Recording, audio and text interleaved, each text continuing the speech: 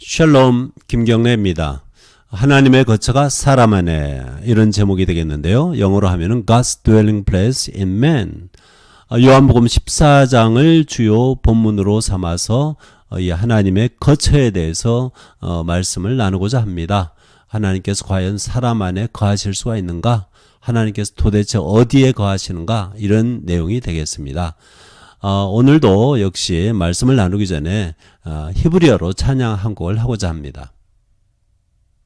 노랫말은 시편 42편 1절에서 왔는데, 하나님이여 사슴이 시냇물을 찾기에 갈급함같이, 여기까지는 문제가 없네요. 내 영혼이, 영혼이라고 번역된 말은 히브리어로 네페시인데, 히브리어 성경에, 구약 성경에 750번 정도 나옵니다. 약간 넘게 나오지요. 네페시.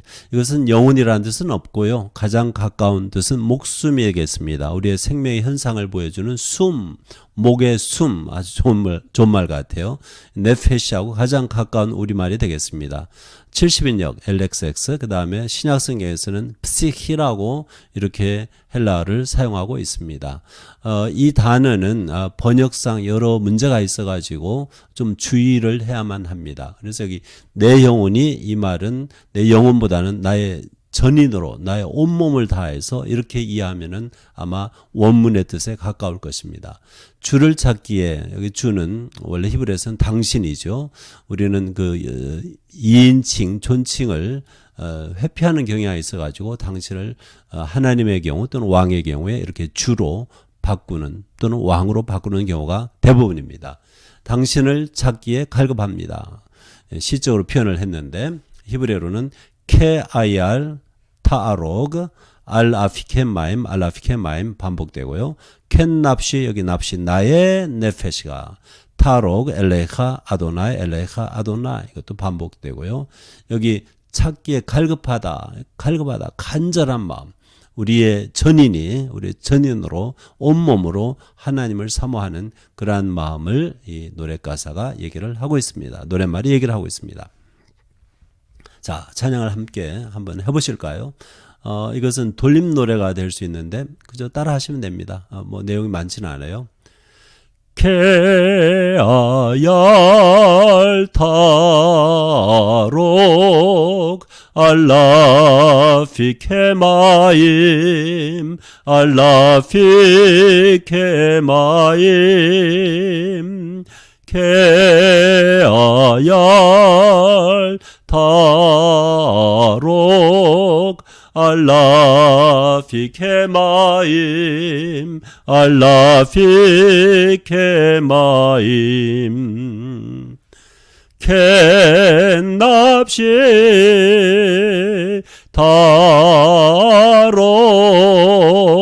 엘레이카 도나이 엘레이카 도나이 켄납시 타록 엘레이카 도나이 엘레이카 도나이.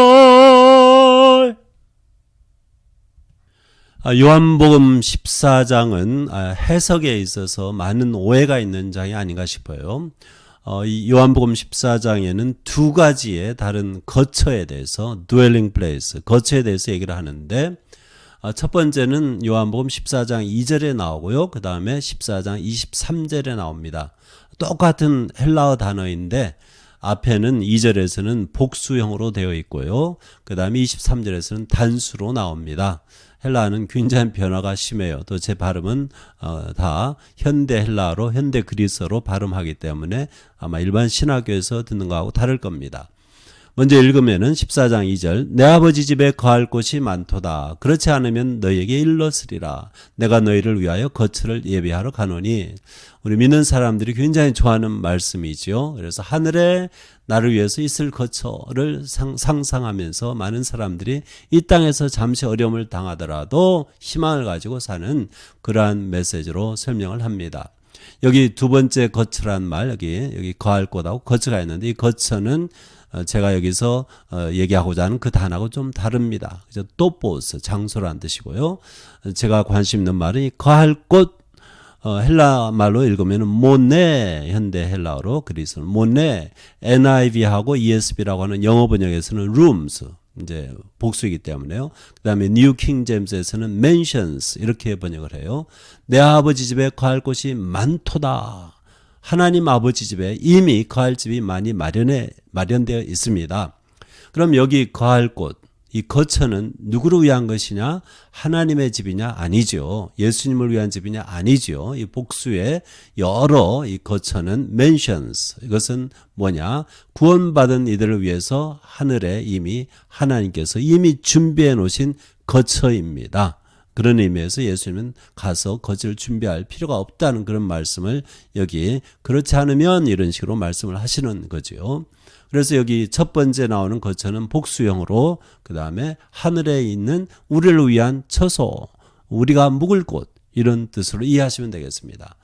두 번째 14장 23절에 예수님의 말씀이 계속돼요. 이르시되 사람이 나를 사랑하면 내 말을 지키리니 내 아버지께서 그를 사랑하실 것이요.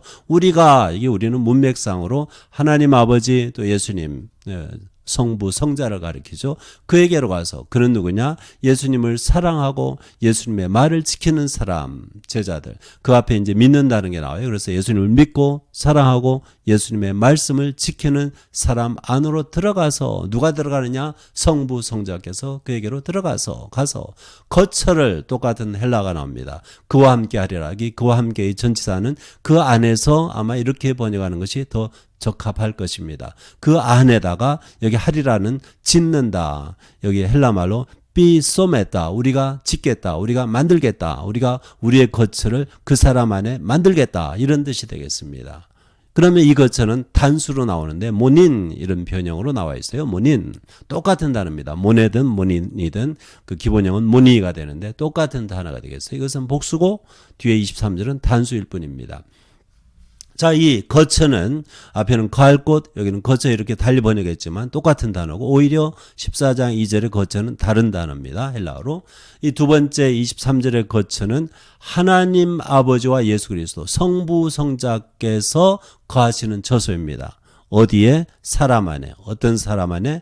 예수님을 믿고 사랑하고 그 말씀을 지키는 사람의 안에 거하는 그러한 거처, 만들어 놓는 그런 사람 속에 만드시는 거처가 되겠습니다. 그래서 이 두 가지 거처가 있어요. 이 거처란 헬라 단어 모니라고 하는데 이것은 신약성의 헬라성에 딱 두 군데밖에 안 나와요. 여기에 나옵니다. 2절하고 23절밖에 안 나와요. 다른 데는 쓰인 적이 없어요. 그 대신 이 명사인데 모니라고 하는 명사인데 그 동사형이 있어요. 이 동사 메노에서 파생된 명사인데 이 메노라는 동사는 굉장히 많이 나와요.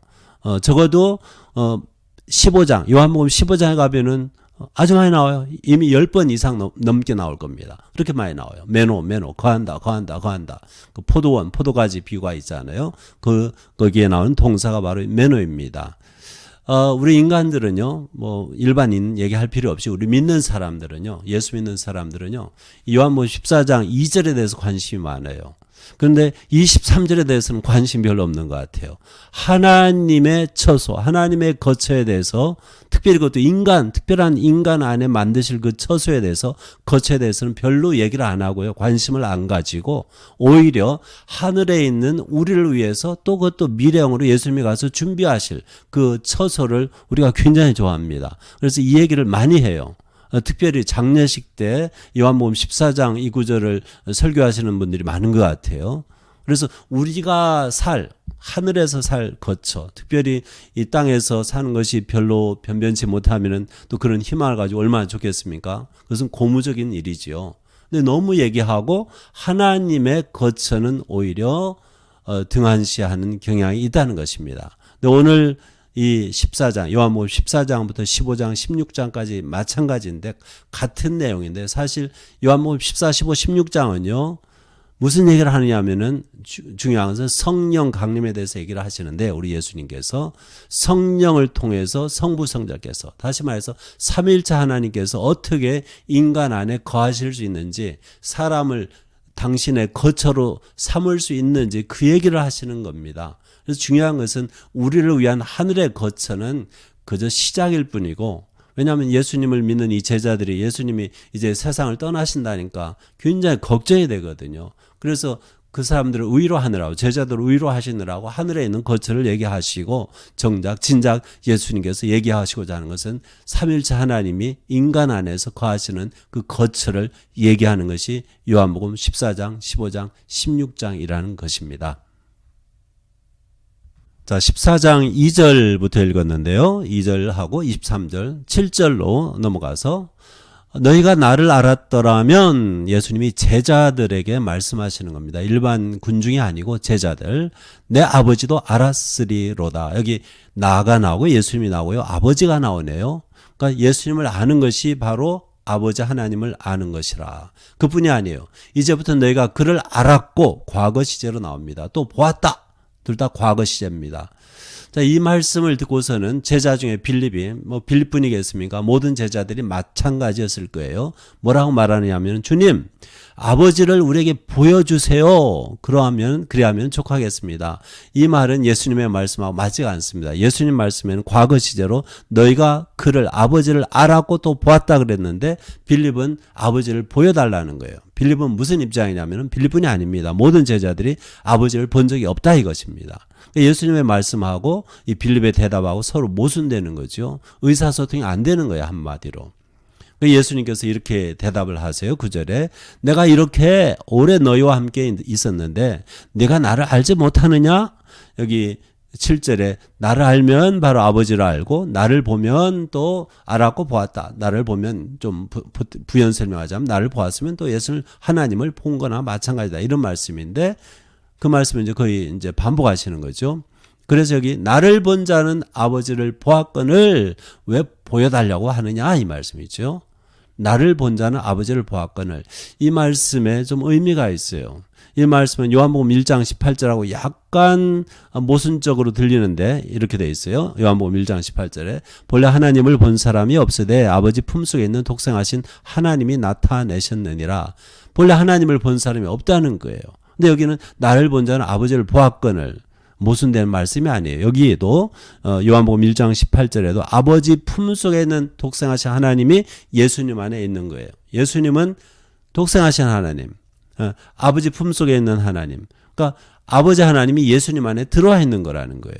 그래서 빌립보서 2장 6절에 바울은 이렇게 말합니다. 그는 예수님은 근본 원래 하나님의 본체시나 하나님과 동등됨을 취할 것으로 여기지 아니하시고 골로새서 2장 9절 역시 바울의 말이에요. 그 안에는 예수님 안에는 신성 하나님의 그 성품의 모든 충만이 육체로 거하시고 다 같은 얘기입니다. 히브리서 1장 13절 1장 3절 이는 하나님의 영광의 광채시오 예수님 그 본체의 형상이시라 그의 능력의 말씀으로 만물을 붙드시며 등등.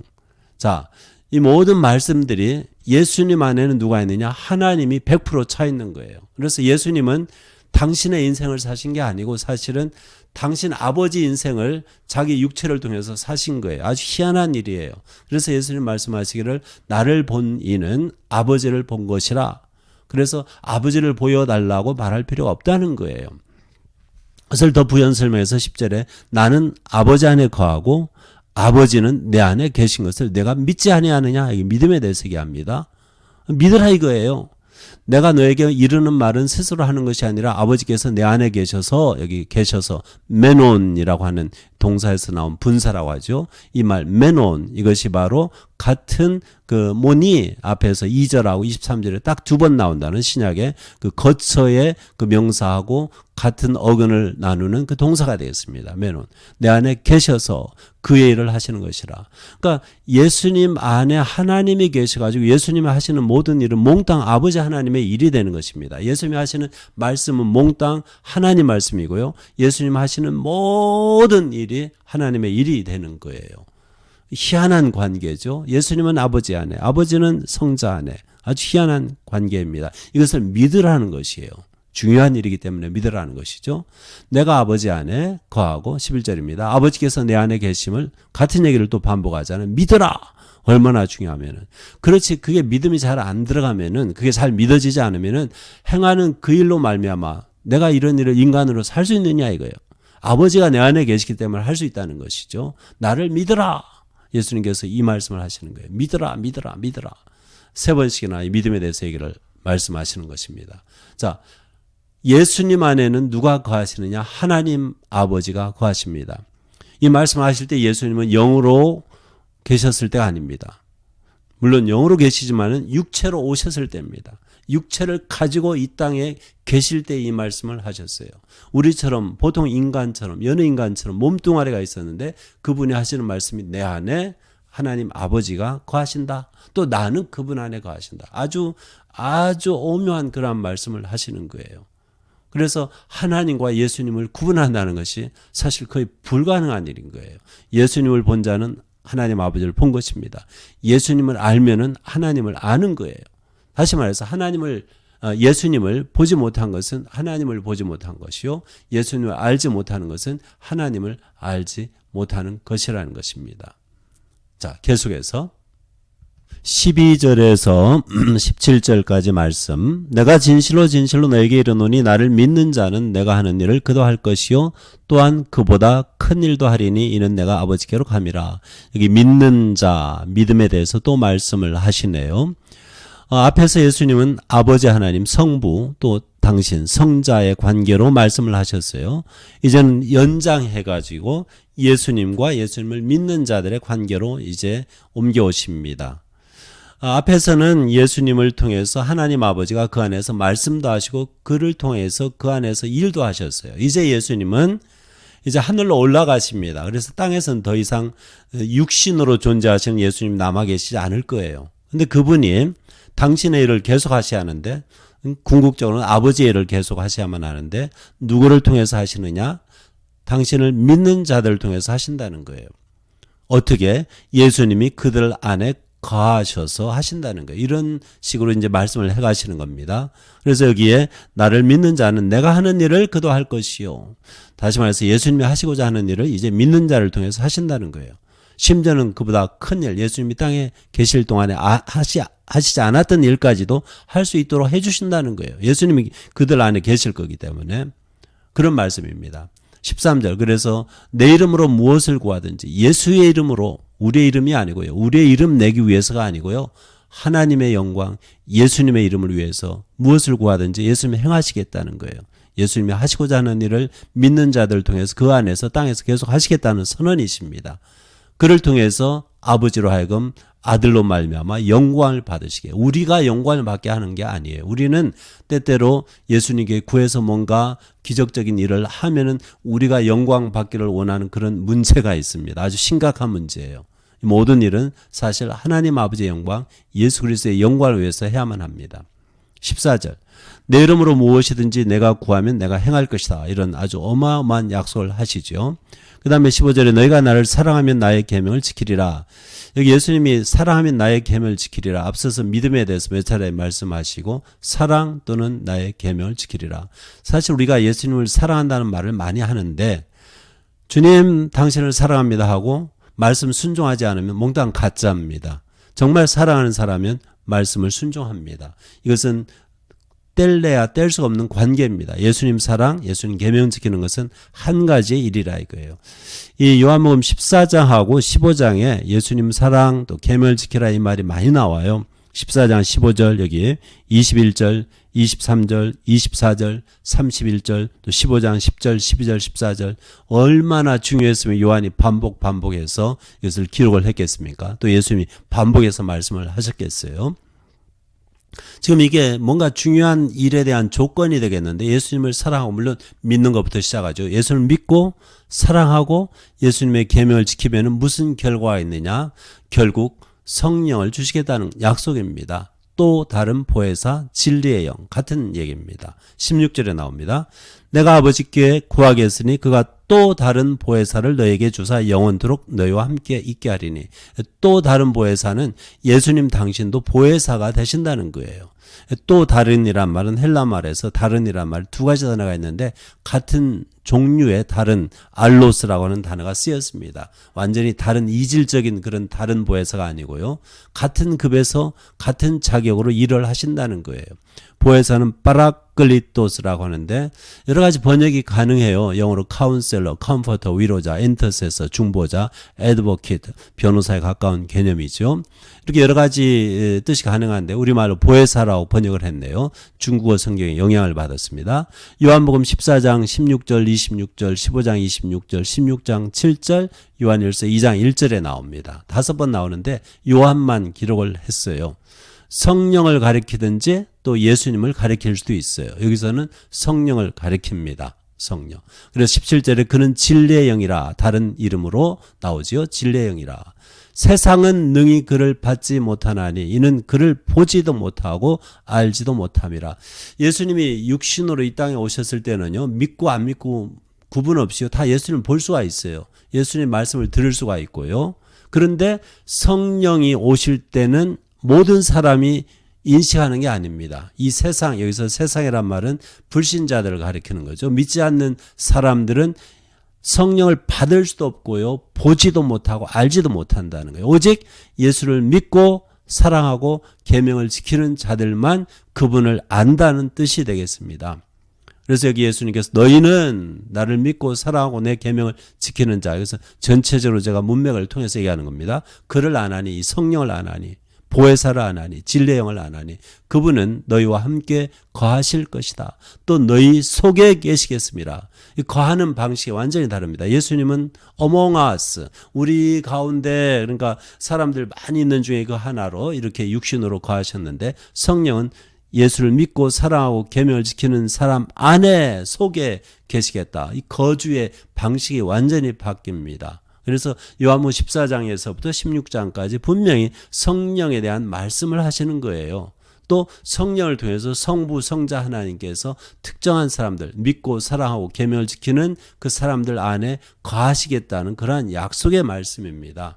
그래서 우리는 이 요한복음 14장부터 16장을 통해서 특별히 14장을 통해서 우리의 거처, 우리가 하늘에서 살 곳을 생각하는 것보다는 하나님께서 우리 땅 위에 사는 우리 믿는 자들 가운데서 거처를 정하시는 그 일을 더 생각을 해야만 한다는 겁니다.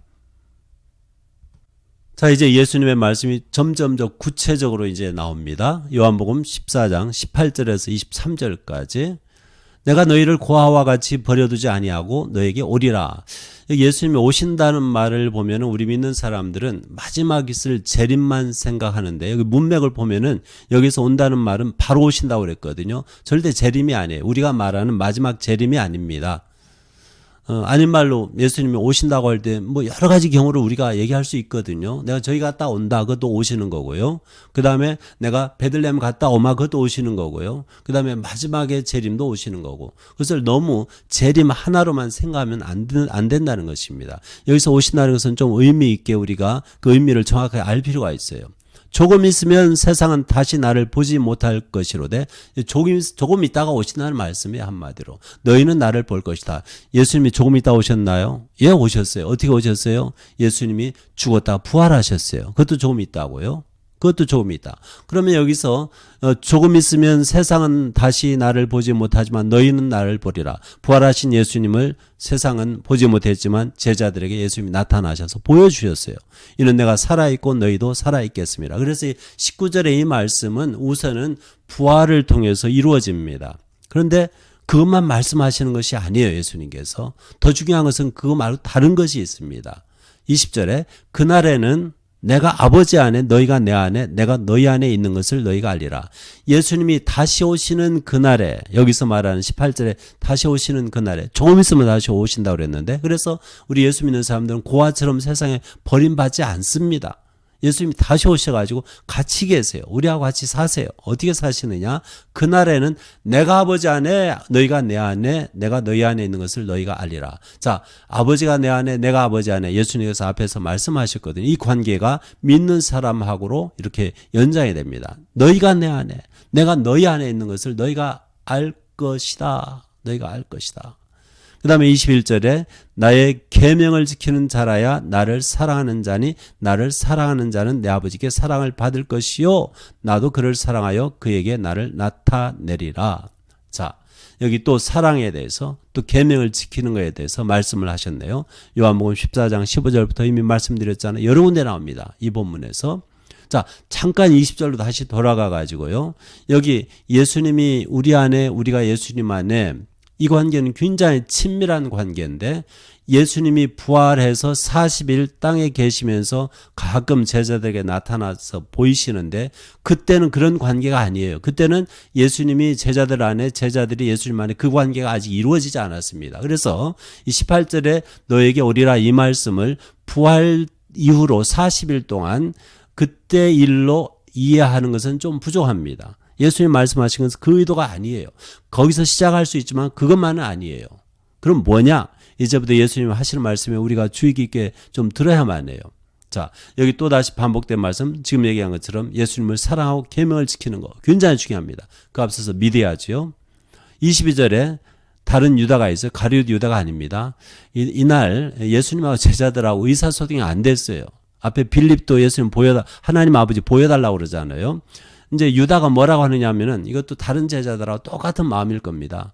왜 주님 어찌하여 자기를 우리에게는 나타내시고 세상에는 아니하려 하시나이까? 세상 사람들 모른다니까요. 보지 못한다니까요.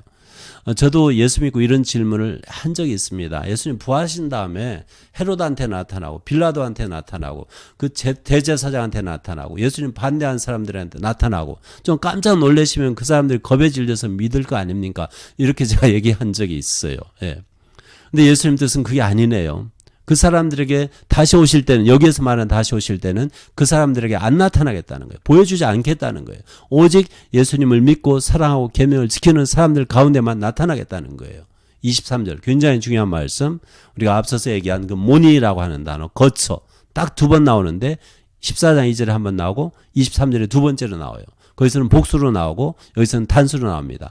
2절에서는 우리를 위해서 하나님이 이미 준비하신 하늘에 있는 우리의 거처고요. 23절은 하나님이 성자 예수 그리스도와 더불어 지으실 그 거처입니다. 어디에? 우리 안에. 굉장히 중요한 말씀이에요. 사람이 나를 사랑하면 또 나오네요. 내 말을 지키리니 또 나오네요. 사랑하고 지키고. 우리는 예수님을 믿는 것을 강조하는지 모르지만 사랑해야만 합니다. 믿는 사람은 사랑해야만 해요. 예수님을 믿는다면서 예수님을 사랑하지 않으면은 거짓말이에요. 여러분 이 사랑이란 말을 그냥 너무 가볍게 얘기하지 마세요. 전 결혼한 남자인데 제가 다른 여자, 제 아내가 아닌 다른 여자들 볼 때 이 사랑한다는 말을 조심해야만 합니다. 함부로 하면 안 돼요. 예. 예수님을 사랑한다. 그것은 좀 심각하게 우리가 고백할 필요가 있어요. 또 우리가 그분을 사랑하면은 그 무엇도 이 세상에 그분보다 더 그분을 넘어서 지나치게 사랑하면 안 돼요. 그것은 간음죄에 해당합니다. 또 그분을 사랑하면은 그분의 말씀을 안 지킬 수가 없어요. 이것은 떨어질래야 떨어질 수가 없는 두 가지 일입니다. 한 가지하고 마찬가지예요. 그래서 사람이 나를 사랑하면 내 말을 지키리니. 그래서 믿고 사랑하고 순종하고 이 세 가지가 같이 가야만 합니다. 그러면 내 아버지께서 그를 사랑하실 것이요. 우리는 문맥상으로 아버지 하나님 또 성자 예수님 아주 분명합니다. 그에게로 가서 거처를, 모니 이 말이죠. 거처를 그와 함께 이미 설명했습니다. 그 안에다 짓겠다. 이게 만들겠다. 짓겠다 이런 말입니다. 예수님이 성부 성자의 거처를, 거주지를 특정한 사람 안에다 짓겠다는 겁니다. 어떤 사람이냐? 예수를 믿고 사랑하고 예수님의 말씀을 순종하는 사람 안에다가 예수님이 거처를 짓고서 거기서 하나님 아버지 성자 예수께서 같이 사신다는 것입니다. 대단한 약속이에요. 하나님이 도대체 어디에서 사시느냐? 그분의 거처가 어디냐? 이 문제는 우리가 좀 깊이 생각해야만 할 문제예요. 솔로몬 때부터 이런 문제를 이제 솔로몬의 문제의식을 가지고 문제를 던졌어요. 그리고 자기가 대답을 합니다. 좀 이따 보겠습니다. 그래서 하나님께서 성부 성자 하나님께서 여기서 성령을 통해서 우리가 문맥적으로 이 말씀을 앞에서도 봤잖아요. 우리가 더 할 수가 있습니다. 성령을 통해서 우리 인간 안에 거하실 수가 있고요. 또 하나님께서 그것을 원하십니다. 우리 주님이 그것을 원하세요. 주님은 우리 안에 살고 싶어 하세요. 어떻게? 성령을 통해서 우리 안에 살고 싶어 하십니다. 그러면은 당신 안에 아버지가 계셔가지고 예수님이 하시는 모든 말씀은 아버지의 말씀이고 예수님 모든 일은 아버지의 일인 것처럼 그분이 우리 안에 거처를 정하시면은 우리 안에서 그분이 사시면은 우리가 하는 말은 바로 예수님이 하시고자 하는 말씀이 될 수가 있고요. 우리가 하는 일은 그분이 하시고자 하는 일이 될 수가 있다는 것입니다. 어마어마한 약속이에요. 예, 어마어마한 약속이에요. 그것이 바로 그분이 우리 안에, 우리가 그분 안에 거하는 그러한 관계라는 것입니다. 이러한 중요한 말씀이 이 요한복음 14장에 있는데 왜 우리는 14장 2절에 있는 하늘에서 이제 우리 주님께서 말씀하신 그 우리를 위한 처소, 그것만 좋아하고 왜 하나님께서 우리 안에 그 만드실 그 거처를 그렇게 관심을 안 갖는지 모르겠어요. 더 중요한데 어떻게 보면. 솔로몬이 이 하나님이 도대체 어디에 거하시는가 이런 것을 문제를 가지고 생각을 해본 사람이에요. 이 사람이 성전을 굉장히 돈을 많이 들여가지고요. 그 당시로 말하면 최고의 신전을 여호와 하나님을 위해서 지은 사람이에요. 온갖 돈이 온갖 부유함을 다 누리고 산 사람이잖아요. 그러니까 아낄 것 없이 자기 아버지 다윗 때부터 준비했거든요. 근데 이 사람이 이런 그 낙성식이라고 합니까? 헌당식이라고 합니까? 성전을 이제 다 완공하고 나서 기도를 길게 하는데 이런 말을 해요. 하나님이 참으로 사람과 함께 땅에 계실까? 이런 질문을 던지는 거예요. 하나님이 하늘과 하늘들의 하늘 이런 표현이 있어요. 하늘과 하늘들의 하늘이라도 당신을 용납하지 못하겠거든. 하물며 내가 건축한 이 성전이오리까. 이 성전 솔로몬의 말이에요. 다시 말해서 이 솔로몬은 자기가 아주 돈을 많이 들여가지고 어마어마한 신전을 하나님께 바쳤는데 지었는데 하나님께서 이런 건물 안에 이런 사람이 지은 건축물 안에 사신다고 믿지를 않았습니다. 단지 하나님 이름을 두시고 우리가 이곳을 향해서 기도할 때 들어달라는 것이에요. 솔로몬의 고백입니다. 두 번째 요한복음 2장 19절부터 21절에 보면 예수님 말씀이 있어요. 예수님께서 유대인들 향해서 이렇게 말씀하세요. 너희가 이 성전을 헐라. 이것은 신성모독에 해당하는 발언입니다. 혁명적인 발언이에요. 유대인들이 이 말씀 때문에 이 말씀을 걸고 넘어집니다. 예수님을 나중에 죽이는 가장 큰 원인 중에 하나가 이 말씀이에요. 성전을 헐라. 신성모독이에요. 내가 사흘 동안에 일으키리라. 그 사람들이 이제 말하죠. 46년 동안의 헤롯성전입니다. 지역권을 3일 동안에 일으키겠다고 요한의 해석이겠죠. 예수는 성전인데 자기 육체, 왜 예수님이 성전이냐? 하나님이 예수님 안에 거하시기 때문에 성전이 되는 거예요. 성전은 뭐예요? 하나님의 집입니다. 예수님의 육체가 바로 하나님의 집이에요. 예수님 당신이 하신 말씀이에요. 혁명적인 발언이에요. 옛날 이스라엘 사람들은 예레미야 시대 때 성전이 예루살렘에 있는 한 예루살렘이 망하지 않고 하나님이 이스라엘 백성을 지켜주실 것이라는 믿음이 있었어요. 이것은 예레미야 선지자는 하나님의 말씀을 통해서 말하길 일종의 제 해석대로 미신이라고 합니다. 아무리 성전이 사람이 솔로몬이 지은 성전이 거기 있다 하더라도 사람들이 하나님을 제대로 섬기지 못하고 거룩하게 살지 못하면 그 성전은 건물에 불과합니다. 하나님이 어느 때든지 멸망시킬 수가 있어요. 부술 수가 있어요. 태워버릴 수가 있어요. 정말 그렇게 하셨어요. 의미가 없는 거예요. 솔로몬이 맞아요. 예수님은 당신의 육체가 바로 성전이라 하나님이 거하시는 전이라는 거예요.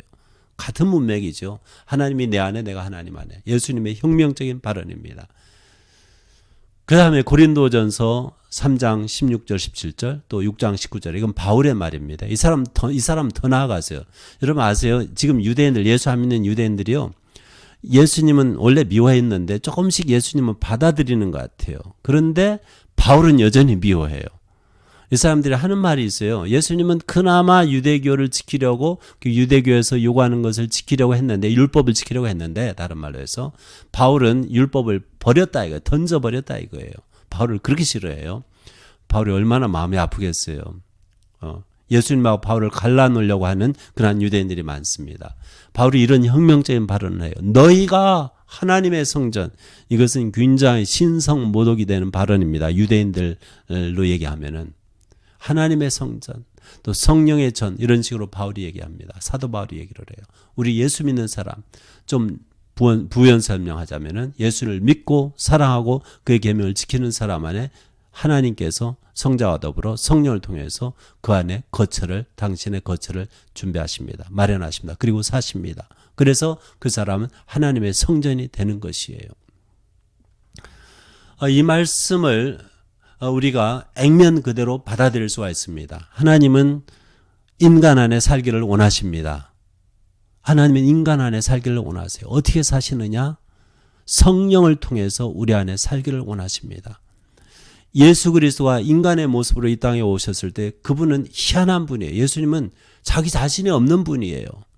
요즘 미국뿐 아니라 전 세계적으로 교육의 모토라고 해서 표라고 할 수 있는 말이 뭐냐면은 be yourself, be your best self. 너 자신이 되어라. 최고의 너 자신이 되어라. 근데 예수님은 그거하고 완전히 반대되는 삶을 살았어요. 이분은 자신이 없어요. 그 안에 몽땅 아버지 하나님이에요. 아주 희한한 인간이에요. 그런데 같은 일을 예수님께서 우리 인간 안에 행하시기를 원합니다. 우리가 우리 인간의 모습으로 살지만은 그분이 우리 안에 거처를 정하시고 하나님 아버지와 더불어 성부 성자께서 성령을 통해서, 다시 말해서 삼일체 하나님께서 우리 안에 거처를 만드시고 우리 안에 사시기를 원하고, 우리 안에 사시면서 뭘 하시느냐? 당신이 하고 싶은 말 우리 입을 통해서 말씀하시고, 당신이 하고 싶은 일을 우리 몸뚱아리 통해서 하고 싶고 하시기를 원하고, 이것이 바로 하나님의 목적이라 이거예요. 하나님은 인간 안에 사시기를 원하십니다. 여러분, 이것을 좋아하십니까? 이러한 개념을 원하십니까? 이러한 일을 원하십니까? 하나님이 내 안에 사신다면 이건 대단한 영광이에요. 내 몸이 하나님의 성전이 될 수 있다면 이것은 대단한 영광입니다. 하나님은 원하십니다. 어떻게 이룰 수가 있겠습니까? 요한복음 14장에 예수님 분명히 우리에게 말씀하고 계십니다. 예수님을 믿어야만 합니다. 예수님을 믿어야만 해요. 또 예수님을 사랑해야만 합니다. 이 세상의 그 무엇도 그 누구도 예수님보다 더 사랑해서는 안 됩니다. 세 번째, 예수님의 말씀을 순종해야만 합니다. 우리가 아이 같은 마음으로 순종하면은 주님께서 이 약속의 말씀을 이루십니다. 성령을 통해서 우리에게 우리 안에 거처를 마련하시고 우리 안에 계시면서 당신 자신의 삶을 사시는 거예요. 인간으로서 이보다 더 영광된 삶이 어디에 있겠습니까? 두 가지 거처에 대해서 말씀을 드렸는데, 요한복음 14장 2절에 하늘에 있는 우리를 위한 거처, 또 23절에 말씀한 우리 안에 만드실 하나님의 거처. 너무 그 하늘에 있는 거처를 생각하시면서 뭐 그 희망이 나쁜 건 아닌데 이 세상을 빨리빨리 떠났으면 하면서 이 세상에서 사는 것이 좀 소홀하게 안 되었으면 좋겠어요. 오히려 이 땅에 사는 동안에 언제 우리가 세상을 떠날지를 모르지만은 하나님의 거처로서 나의 몸을 들여서 그분이 마음껏 당신이 원하시는 바를 바대로 살 수 있도록, 내 몸 안에서 사실 수 있도록, 당신을 표출할 수 있도록 그렇게 살았으면 좋겠어요. 그것이 제가 이 요한복음 14장을 통해서 나누고자 하는 말씀인 것입니다. 오늘도 민수기 6장 24절부터 26절의 말씀으로 인사를 대신하고자 합니다. 예브레카 아도나이 베시므레카 야엘 아도나이 파나벨레카 비후네카 이사 아도나이 파나벨레카 베 야셈레카 샬롬.